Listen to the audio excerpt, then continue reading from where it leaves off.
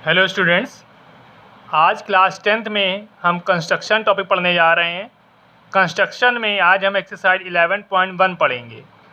तो देखिए, पहला क्वेश्चन है आपका, draw a line segment of length 7.6 centimetre and divide it in the ratio 5:8। Measure the two parts.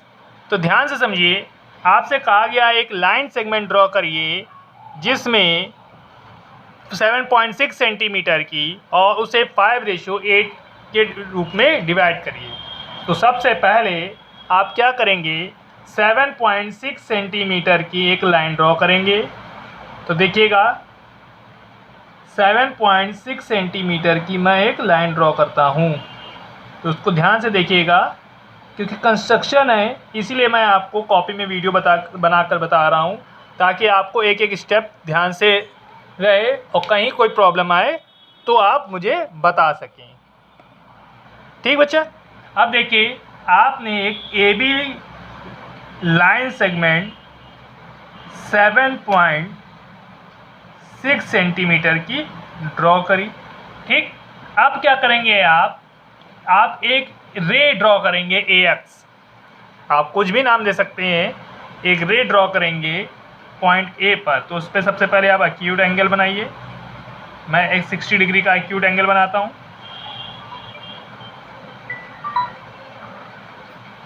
60 degree का मैंने एक्यूट एंगल बनाया है और एक अर्क लगा दिया। ठीक, अब आप देखिए, मैं जब 60 डिग्री का एंगल बना रहा हूँ तो आप उसी तरह से कोशिश करिए कि एक्यूट एंगल 60 डिग्री का बनाइए। आप 30 भी बना सकते हैं, पर थोड़ा सा एंगल इस तरह से लीजिएगा कि दिखाई दे। इसके बाद आप पॉइंट A से, रेशियो क्या है, 5:8। तो 5 और 8 कितना होता है, 13। पॉइंट A पर इक्वल 30 अर्क लगाइए। तो 1 2 3 4 5 6 7 8 9 10। लाइन थोड़ी सी छोटी हो गई है। आप कॉपी में नीचे से थोड़ा सा बनाइएगा, मेरा फिगर थोड़ा सा ज़्यादा ऊपर से बन गया है। तो 1 2 3 4 5 6 7 8 9 10 11 12 एंड 13। तो मैंने यहाँ पर 13 अर्क लगाए हैं इक्वल। ठीक, तो ये लाइन है X, इसको नाम दे दिया मैंने A1 A2 A3 A4 A5 A6 A7 A8 A9 A10 A11 A12 and A13। इसके बाद आप A13 को B से ज्वाइन कीजिए। जो A13 है इसको B से ज्वाइन कर दीजिए। ठीक, अब क्या करेंगे, आप पॉइंट A से आप देखिए, ये जो A13 है, आप देखिए ये जो A13 पॉइंट है, A13 से इक्वल A5 से एंगल, देखिए ये 5 है और ये पार्ट कितना है, 8। तो ये वाले एंगल के इक्वल इस पर एंगल बनाएंगे। तो सबसे पहले आपको एंगल बनाने के लिए मैंने कॉपी थोड़ी सी टर्न कर ली, ताकि मुझे एंगल नापने में कोई प्रॉब्लम ना हो। तो मैंने क्या किया, A13 पे अपना कंपास रखा और एक अर्क लगाया। वही अर्क A5 पर भी लगाया। ठीक, इसके बाद मैंने यहाँ पर अपना कंपास रखा, जो अर्क कट कर रहा था, और ये अर्क यहाँ तक एंगल नापा और यहाँ से रख के एंगल बनाया। ठीक, अब क्या करना है, सॉरी, वो गलती से A3 से लग गया था, A5 से लगाएंगे। तो आपने अब यहाँ पर एंगल जो नापा और यहाँ पे रख करके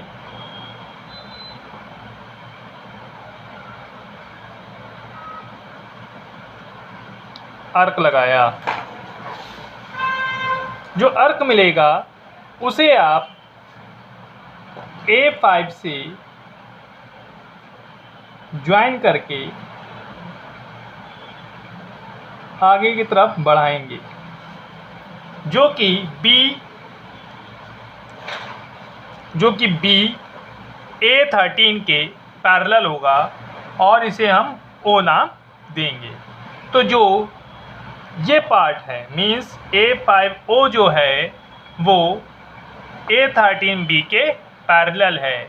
और ट्रायंगल टॉपिक में आपने पढ़ा हुआ था, जब किसी ट्रायंगल की दो साइडों को ज्वाइन करने वाली लाइन थर्ड साइड के पैरेलल हो तो वो उसे इक्वल रेशियोज़ में डिवाइड करती है। मीन्स AO अपॉन OB का जो रेशियो है वो 5:8 का होगा। अब देखिए स्टेप ऑफ कंस्ट्रक्शन। जो भी आपने कंस्ट्रक्शन स्टेप किए हैं वो सब लिखने हैं। देखिए मैंने स्टेप ऑफ कंस्ट्रक्शन में क्या लिखा, draw line segment AB 7.6 centimetre. यही आपने किया था, एक line segment AB 7.6 centimetre draw की थी।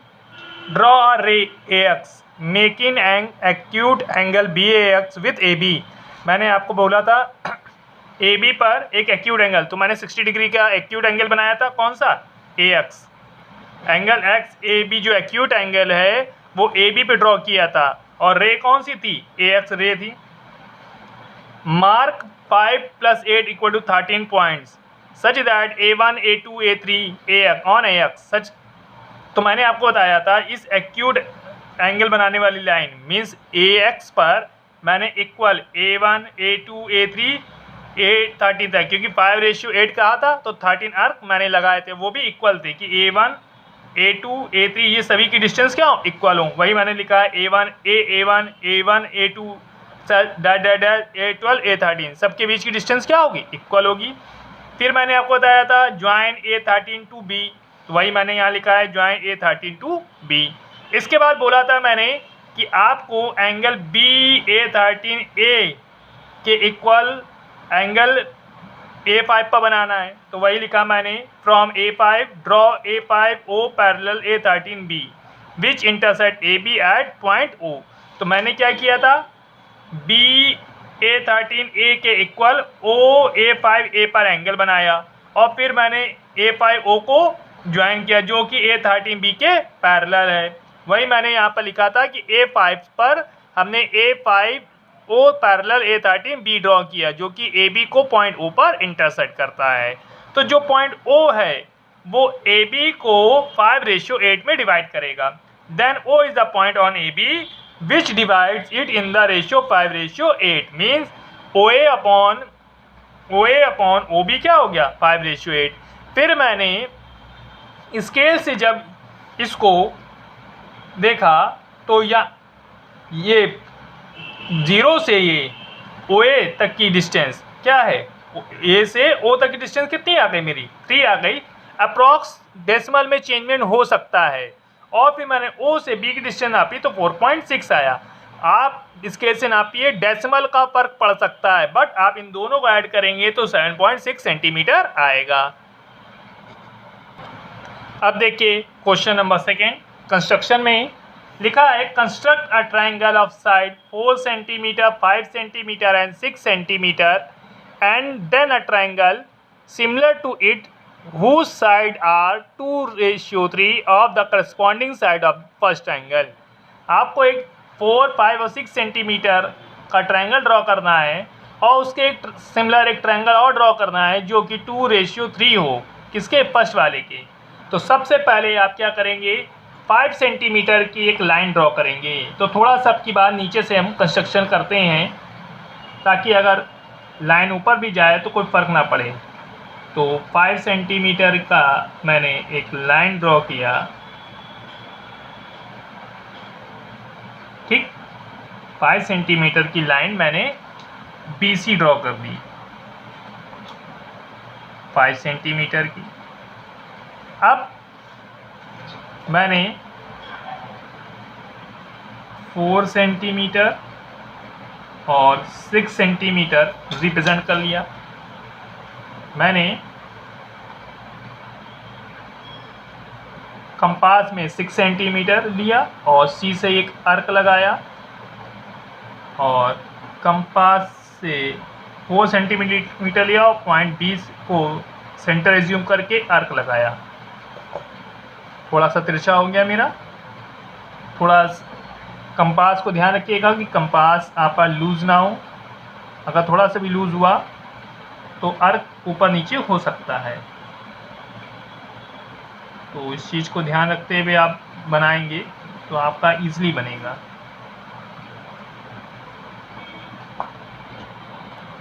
जहाँ पर दोनों आर्क कट करें उसे आप ए नाम दीजिए और बी को ए से एंड सी को ए से ज्वाइन कीजिए तो आपको ट्रायंगल ABC मिल जाएगा। इसके बाद पॉइंट कॉपी को थोड़ा सा घुमा लीजिए क्योंकि B को अब आपको सेंटर मान के एक्यूट एंगल बनाना है। तो एक्यूट एंगल बनाने के लिए आप D का भी यूज़ कर सकते हैं और कंपास का भी यूज़ कर सकते हैं। मैं कंपास का यूज़ कर रहा हूँ, आप कर सकते हैं D का भी। और एक्यूट एंगल पिछले क्वेश्चन की तरह यहाँ पर भी मैंने 60 डिग्री बनाया। ठीक, अब देखिए क्वेश्चन में आपको दिया गया था 2:3 तो यहाँ पर हम 2:3 है तो 3 आर्क इक्वल लगाएंगे।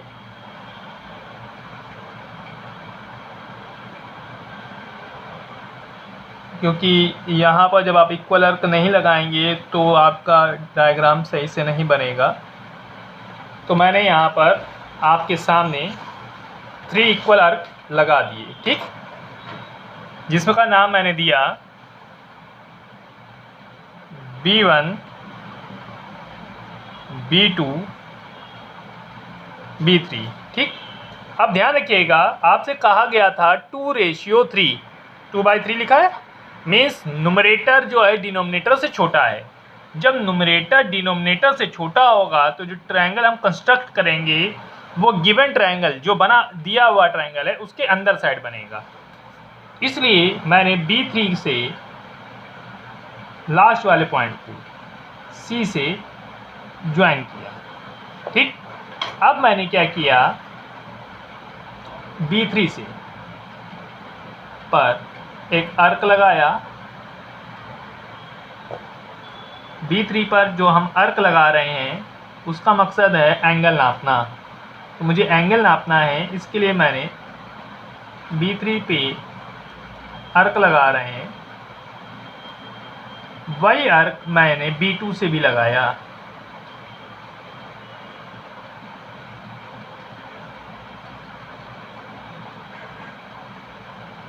इसके बाद मैंने यहाँ पर अपना कंपास रखा और ये एंगल नापा। सेम यहाँ पर रख करके मैंने एंगल के लिए लगा दिया।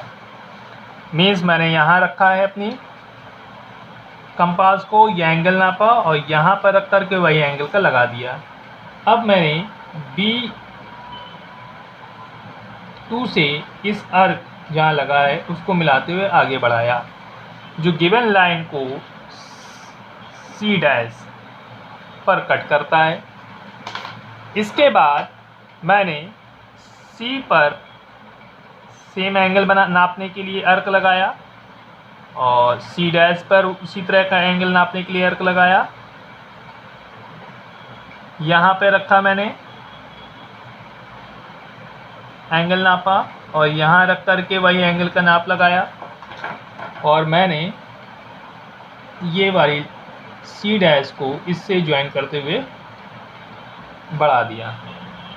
ये C' नाम है और इसका A' नाम है। तो आपको A' C' जो है वो AC के पैरेलल मिल गया और जो ए डैश सी डैश ए सी के पैरेलल है, then triangle A dash B C dash A B C के सिमिलर हो गया। तो वीडियो में आप जरूर देखिएगा कंस्ट्रक्शन मैंने कैसे किया है। अब मैं स्टेप ऑफ कंस्ट्रक्शन बता रहा हूँ। अब देखिए स्टेप ऑफ कंस्ट्रक्शन में मैंने जो आपको कंस्ट्रक्शन कराया है वही लाइन मैंने यहाँ लिखी है। क्या लिखा है? Draw line segment B C 5 centimetre. तो आपने एक बी सी लाइन 5 सेंटीमीटर की ड्रॉ की थी। With B as centre and radius equal to 4 centimetre draw an arc. आपको मैंने बताया था बी पर 4 सेंटीमीटर का रेडियस लेकर आर्क लगाएंगे और सी से 6 सेंटीमीटर का रेडियस लेकर हम आर्क लगाएंगे। तो यहाँ लिख देते हैं 6 सेंटीमीटर और यहाँ 4 सेंटीमीटर ताकि याद रहे। तो वही मैंने लिखा है with C as centre and radius equal to arc 6 centimetre draw another arc with intersect the previous arc at A. जहाँ दोनों आर्क कट कर रहे हैं वो कौन सा पॉइंट है? ए। फिर हम ज्वाइन करेंगे ए बी एंड ए सी को। तो वही लिखा मैंने पॉइंट में join A B and A C. Thus triangle A B C is constructed. तो आपका एक ट्रायंगल ए बी सी बन गया। फिर आपने बताया था कि पॉइंट बी पर जो ट्रायंगल ए बी सी में दिया गया है वर्टेक्स ए के अपोजिट, उस पर हम एक्यूट एंगल बनाएंगे 60 डिग्री का। तो वही लिखा है now draw ray B X making an acute angle C B X with base B C on the side opposite to the vertex A. उसके बाद 2:3 दिया था तो 3 आर्क लगाएंगे बी एक्स पे। तो along B X mark 3 points B1, B2, B3 such that B1, B1, B2, B2, B3 3 equal arc मैंने लगा दिए। और लास्ट वाले आर्क को C से क्या कर देते हैं हम? ज्वाइन। तो वही लिखा है ज्वाइन B3C। देखिए B3C ज्वाइन हो गया। From B2 draw B2C dash parallel to B3C which intersect BC at C dash. मैंने B3C के पैरेलल B2C डैश ड्रॉ किया जो कि BC को C डैश पर कट करता है। ऐसे ही C dash A dash AC के पैरेलल ड्रॉ किया जो कि AB को A डैश पर कट करता है। तो लिखा है from C dash draw C dash A dash parallel to CA which intersect AB at A dash.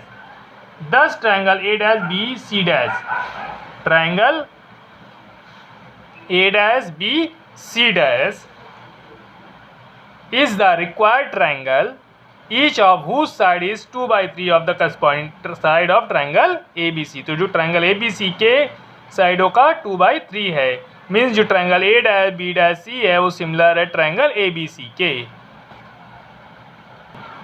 अब अगला क्वेश्चन है, ध्यान समझिएगा। यहाँ लिखा है construct triangle with side 5 centimetre 6 centimetre 7 centimetre and then another triangle whose side are 7:5 of the corresponding side of the first triangle। Same पिछले question की तरह ही है, बस यहाँ पर जो आपको दिया गया है वो रेशियो क्या दिया गया है? 7:5। मीन्स जब न्यूमरेटर डिनोमिनेटर से बड़ा होगा तो जो डायग्राम बनेगा वो हमारा ट्रायंगल, जो ट्रायंगल बनेगा वो गिवन ट्रायंगल के आउटसाइड बनेगा, मीन्स बाहर बनेगा। तो सबसे पहले हम 5 सेंटीमीटर की एक लाइन ड्रॉ करते हैं। ध्यान से देखिएगा, 5 सेंटीमीटर की हमने एक लाइन ड्रॉ करी, ठीक, जिसका नाम हमने BC दिया। अब 6 और 7 है, देन 6 सेंटीमीटर एंड 7 सेंटीमीटर को लेना है।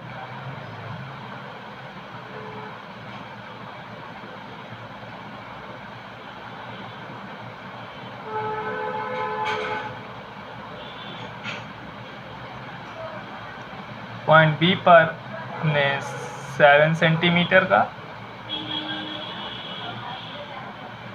और पॉइंट सी पर 6 सेंटीमीटर का आर्क लगाया। जहाँ पर दोनों आर्क कट करेंगे उसे हम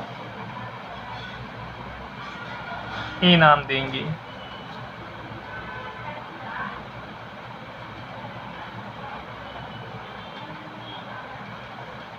ठीक, अब क्या करना है, इसे ए नाम दे दिया। आपको बी पर एक एक्यूट एंगल बनाना है, तो मैंने थोड़ा सा अंदर साइड करके स्केल से लाइन ड्रॉ कर दी। ठीक, अब यहाँ रेशियो कितना है 7:5। तो आप 7 इक्वल अर्क लगाइए। 7 इक्वल अर्क लगाने से आपको रेशियो डिवाइड मिल जाएगा। तो बी को सेंटर एज्यूम करके 1 2 3 4 5 6 एंड 7। मैंने 7 अर्क लगा दिए हैं। लाइन कौन सी थी आपकी BX, तो ये लाइन सेगमेंट रे है BX, इसका नाम है B1 B2 B3 B4 B5 B6 B7। ठीक, अब आपको रेशियो क्या कहा गया है 7:5।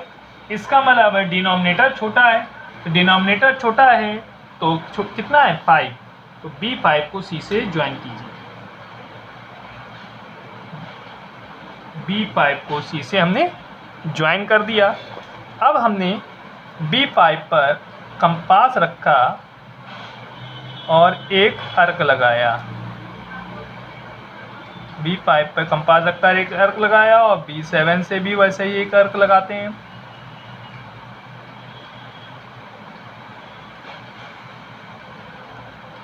इसके बाद यहाँ पर हमने कंपास रखा और इस एंगल को नाप लिया और वही यहाँ पर रख करके अर्क लगाया। इसके बाद इस अर्क को B7 से ज्वाइन करते हुए आगे की तरफ बढ़ाया और BC को भी प्रोड्यूस किया। BC को प्रोड्यूस करा, जो पॉइंट हमें मिल गया C डैश। इसके बाद यहाँ पे प्रकाश रखा, मीन्स कंपास रखा और एक अर्क लगाया। सेम अर्क मैंने यहाँ से भी लगाया। यहाँ से मैंने इस अर्क पर मीन्स एंगल नापा और यहाँ पर एक अर्क लगाया। जब मैंने C डैश को इससे ज्वाइन किया और A को प्रोड्यूस किया तो वो A डैश मिल गया। मीन्स जो ट्रायंगल है A dash B C dash, वो ट्रायंगल ABC के पैरेलल ड्रॉ हो गया है। तो आपको स्टेप ऑफ कंस्ट्रक्शन पिछले वाले ही क्वेश्चन के अकॉर्डिंग करना है। तो देख लीजिए कंस्ट्रक्शन, इस कंस्ट्रक्शन में कहीं प्रॉब्लम नहीं आएगी क्योंकि पिछले ही क्वेश्चन की तरह से ये है। कहीं प्रॉब्लम होगा तो बताइएगा।